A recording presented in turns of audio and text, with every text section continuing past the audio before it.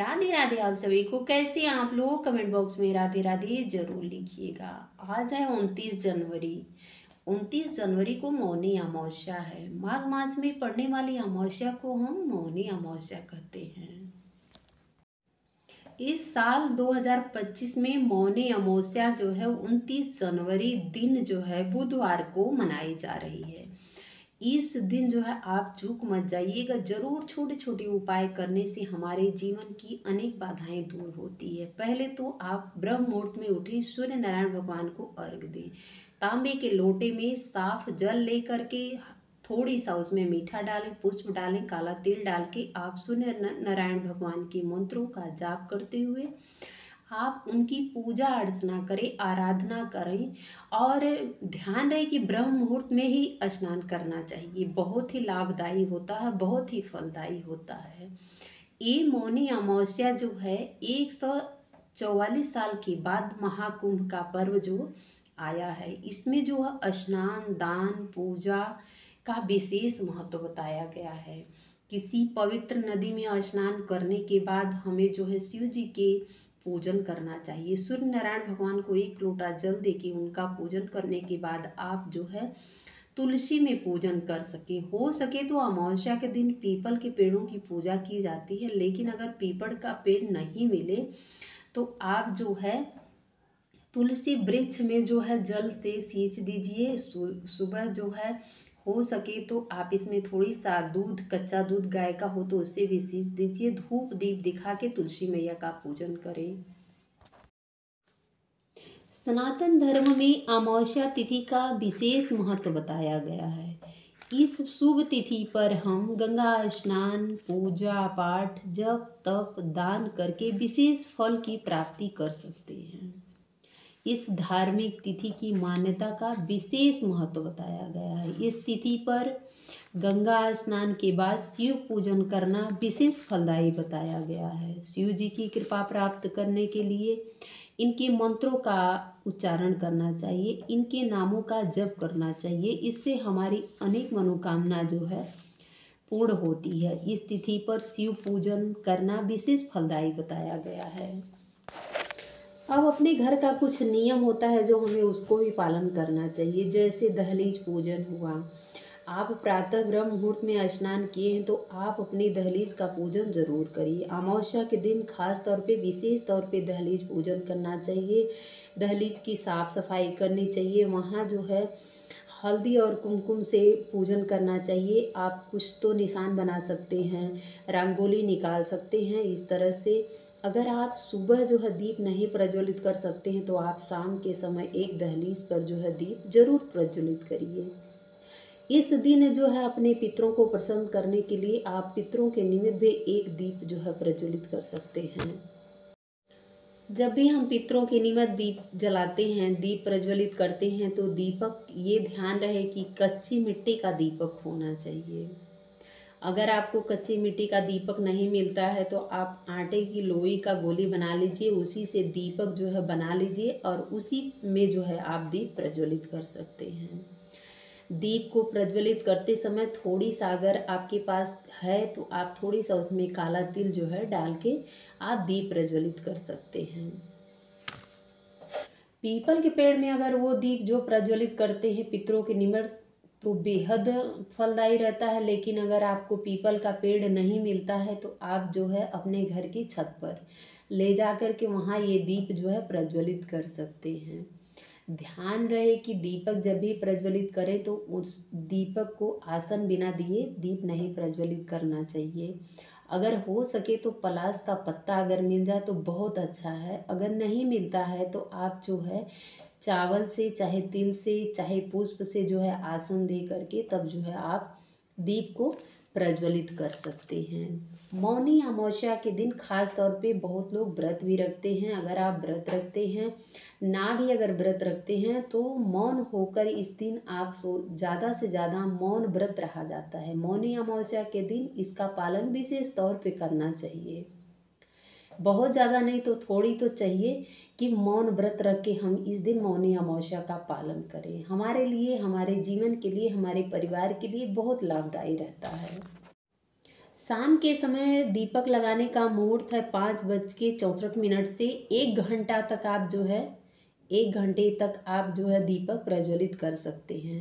ध्यान रहे कि अगर आप पीपल के पेड़ में प्रज्वलित दीपक करने जाते हैं तो बहुत ज़्यादा रात को आप जो है बाहर पीपल के पेड़ में दीप नहीं प्रज्वलित करना है। इससे अच्छा है कि आप तुलसी मैया को दीप प्रज्वलित करते हैं तो आप छत पे जो है अपने पितरों के निमित्त आप जो है वहाँ दीप प्रज्वलित कर सकते हैं। और एक चीज़ का ध्यान रहे कि दीपक का मुंह आपके जो है दक्षिण दिशा की तरफ होना चाहिए, वही दीप जो है हमारे पितरों को मिलता है। इस महाकुंभ का पर्व जो है 144 साल के बाद आया है। इसे आप चूक मत जाइए। छोटी छोटी जानकारी, छोटी छोटी बातें हमारे जीवन को आनंददायी बना देती है। तो बहुत ज़्यादा नहीं अगर हम कर सकते, अगर हम किसी गंगा स्नान में नहीं स्नान कर पाते हैं तो आप ये ध्यान रहे कि ब्रह्म मुहूर्त में आप अपने घर में थोड़ी सा गंगा जल डाल के आप जो है स्नान करिए, सूर्य नारायण भगवान को अर्घ दीजिए। विशेष तौर पे बहुत ही फलदायी माना जाता है। इसके बाद अपने पूजा स्थल पे आप अपने विग्रह जितने घर में रखे हैं उनको भी थोड़ी सा गंगा जल काला तिल डाल के स्नान करवाइए, उनको पूजा पाठ करिए।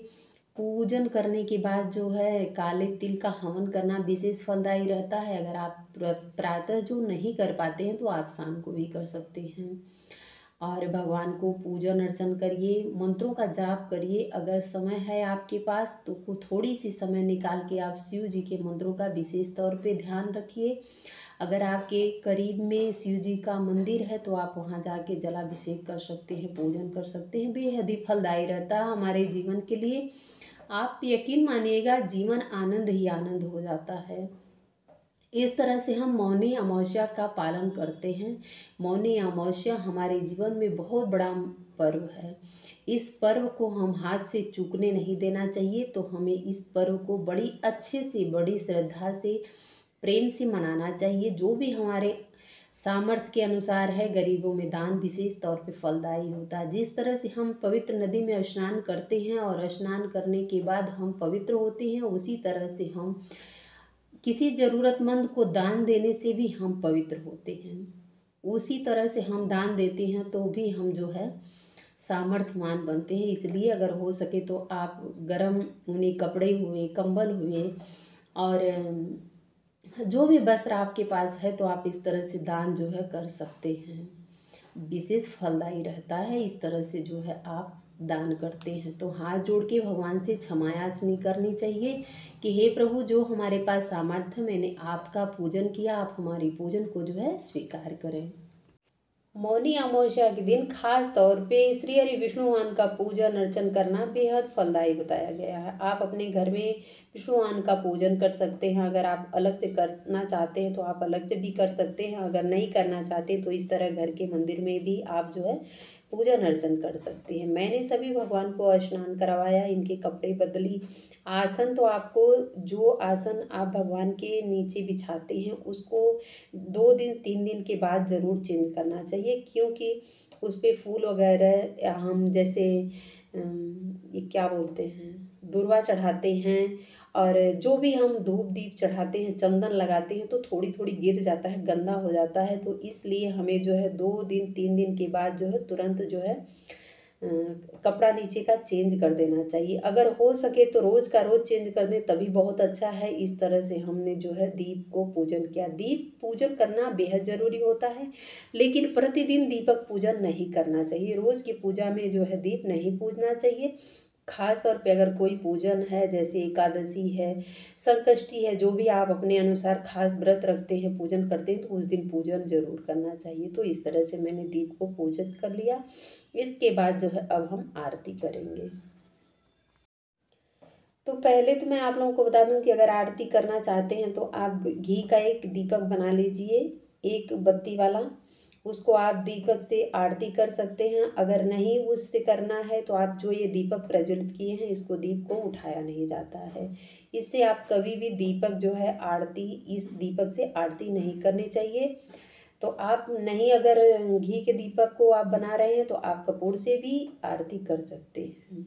आरती करते समय सर्वप्रथम प्रथम पूज्य गणेश भगवान हैं। गणेश जी की आरती बेहद फलदायी होती है, तो पहले गणेश भगवान की आरती करना चाहिए। इसके बाद आप जो जिस देवी देवता को मानते हैं, आप शिव जी को मानते हैं, कान्हा जी को मानते हैं, लक्ष्मी जी को मानते हैं, दुर्गा जी को मानते हैं, जिस देवी देवता को आप मानते हैं, जिसका पूजन करना चाहते हैं, अगर आपके पास टाइम है तो आप 5 आरती जो है कर सकते हैं। अगर नहीं आपके पास टाइम है तो आप गणेश भगवान की आरती कर लें, तभी भी बहुत है। और नहीं तो आप किसी शिव जी की कर सकते हैं, जिसकी भी आप इच्छा ले उसकी आरती कर सकते हैं। लेकिन खास तौर पे अगर गणेश भगवान की आरती करते हैं तो बेहद ही फलदायी रहता है। सर्वप्रथम पूजित गणेश भगवान हैं और प्रथम पूज्य देवता हैं, तो प्रथम पूज्य में आरती भी इनकी प्रथम ही करनी चाहिए। आप अपने अनुसार देख लीजिएगा कि आपके पास टाइम कैसी है, कितना है, उसी अनुसार, क्योंकि हम गृहस्थ जीवन में हमको तमाम तरह के काम रहते हैं। भगवान भी जानते हैं कि हमारे पास क्या है, घर गृहस्थी का है, तो उसको भी हमें देखना पड़ता है। अगर हम 2-2 3-3 घंटे पूजा घर में ही बिताएंगे तो बाकी सब काम हमारा अधूरा रह जाता है। इसके वजह से आप ये भी देख लीजिएगा, अपने समय के अनुसार जो है आप कर सकते हैं। वीडियो के लास्ट में आप लोगों से एक रिक्वेस्ट है, अगर हमारी जानकारी आप लोगों को ज़रा सा भी अच्छी लगती है तो हमारे चैनल को लाइक करें, शेयर करें, सब्सक्राइब करें, बेल आइकन के प्रेस को ज़रूर प्रेस करें, ताकि जो भी वीडियो में पूजा के निमित्त, भक्ति के निमित्त जो भी नई नई जानकारी लेके आती हूँ, डालती हूँ, आप लोगों तक उसका नोटिफिकेशन ज़रूर पहुँचे। एक नई जानकारी के साथ फिर मिलेंगे। वक्रतुंड महाकाय सूर्यकोटि समप्रभ निर्विघ्नं कुरु मे देव सर्वकार्येषु सर्वदा। जय गणेश जय गणेश जय गणेश देवा, माता जाकी पार्वती पिता महादेवा। एक दंत दयावंत चार भुजाधारी, मस्तक सिंदूर शोहे मूस की सवारी। अंधन को आँख देते, कोढ़िन को काया, बांझन को पुत्र देते, निर्धन को माया।